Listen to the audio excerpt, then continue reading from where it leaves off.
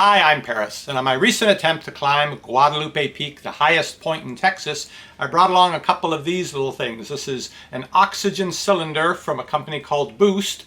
It's got the little faceplate here. You put it up to your mouth, you squeeze it, and you breathe oxygen. It's supposed to help you when you're in physically demanding tasks, like I knew climbing that mountain was going to be. parristx shows you only the best.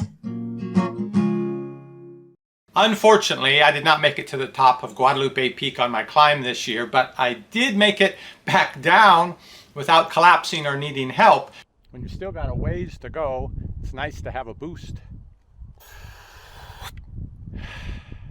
For about $30 for a 2-pack, you can find out more about it at the link down below this video. So is this 100% oxygen that you're breathing? No, it says in the line right here above the name Boost, it's 95% pure oxygen. It is not medical grade and it's not intended for medical uses. It's intended for sporting and endurance.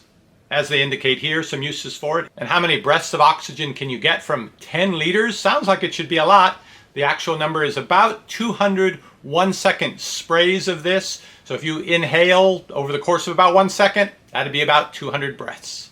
So how long will that last you breathing? If I'm actually exerting myself a little, like climbing or doing some work where I might want to take that oxygen, let's say 20 breaths per minute, 200 breaths. So if I took every breath with the Boost oxygen in a row, might last me about 10 minutes.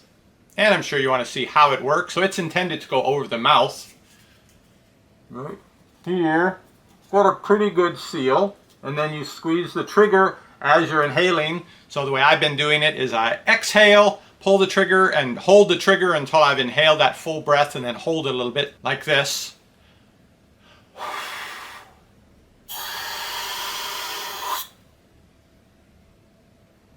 I feel like I've breathed something else.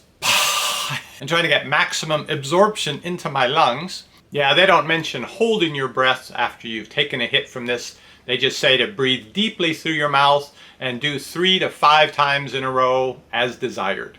But I'm going to do 5 normal breaths with this now without holding my breath each time, just sort of breathing normally. See how I feel. So I'm not going to blow all the air out deeply and try to do that, just normal breathing.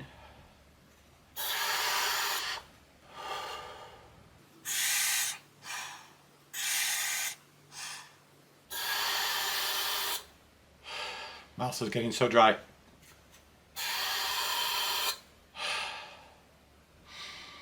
No lightheaded feeling. Really does dry out the mouth though, because there's no humidity in this. So it's like breathing zero humidity air, and it sprays it. It doesn't just fill this, but when you have your mouth open and pull the trigger, you sort of feel the air blowing onto the roof of your mouth, and it just goes in there and dries it all out.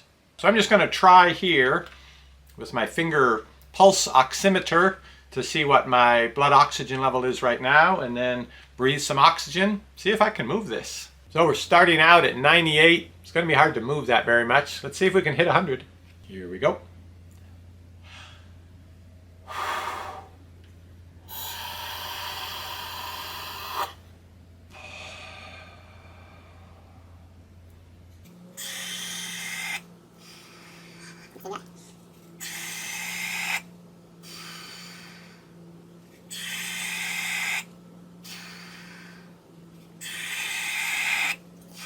I realize looking at the screen, there's only room for 2 digits on this.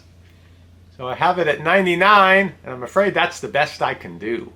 And I have a test in mind I'm going to try out now to make sure there really is a high concentration of oxygen in this, like the 95% it says on the label. Keep in mind that in regular air, it's about 21% oxygen, and it all involves a candle.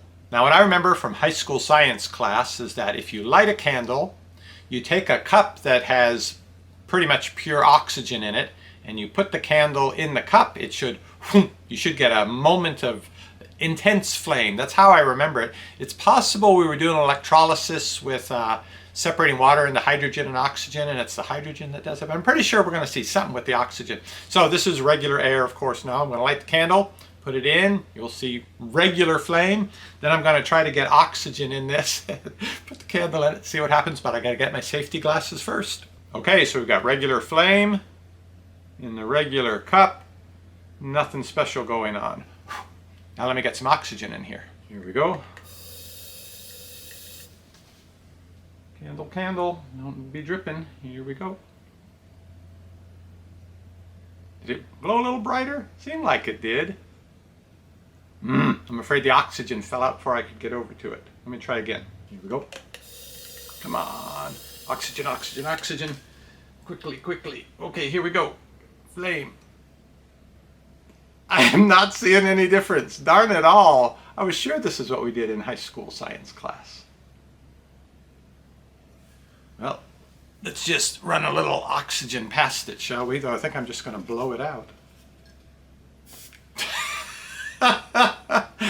I found another use for the boost oxygen.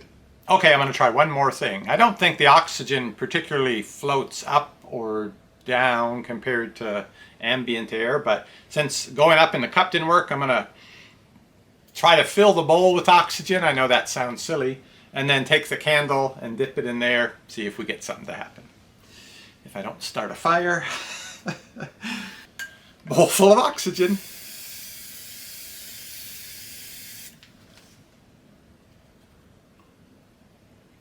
Oops, I just dripped some wax. Candle flame.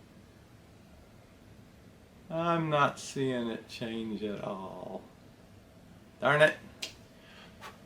All right, I went back to the drawing board and to a science website online and found out the way you actually do this test is you get a wooden stick, you light the end on fire, you blow it out, and while it's still red embers, you put it into your test tube or cup or whatever you think may have high concentration of oxygen, and if it goes from just the ember back to being a flame, then you know you're right. So I think I've figured out a way to do this test with the bathtub and the oxygen and the bowl. I think before the oxygen was blowing through here and just pulling more ambient air in. I'm going to put this bowl underwater. Bowl in the bathtub.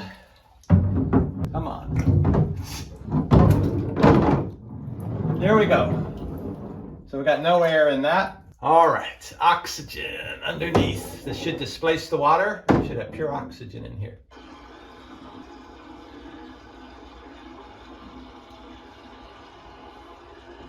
All right, gonna fill it mostly. Now that should be 95% pure oxygen in the bowl. All right. Now, I still don't have enough hands to do this. I need to get my stick on fire and get it in there and see if it comes back. Okay, get it going good. Oh, I hope this works. We just need it to have some orange embers glowing, and I need to not accidentally stick it in the water in the process of doing this. All right, here we go. There's orange embers. Oh, they glowed, but they did not reignite. All right, it's all orange on the end. Let's see what it can do. Okay. Oh man, I can't believe I put it out with the water. If I do find a better way to test that out, I will do another video about it because I'm really interested in it, but I guess for the time being, I'm just going to have to take their word on this. And in my climb up Guadalupe Peak and my testing, I think I've gone through most of this, even though they still feel about the same weight. This one I haven't opened yet. This one I'm saving for climbing the highest point in Oklahoma, Black Mesa. It's about an 800-foot elevation you have to go up. So I'm going to bring this along and give it another chance to get me up to where I need to go, and I'll see you on the next review. There are so many choices and you don't want to stress. You want your health food at home, receiving only the best. That's what we're here for. We give honest reviews. parristx.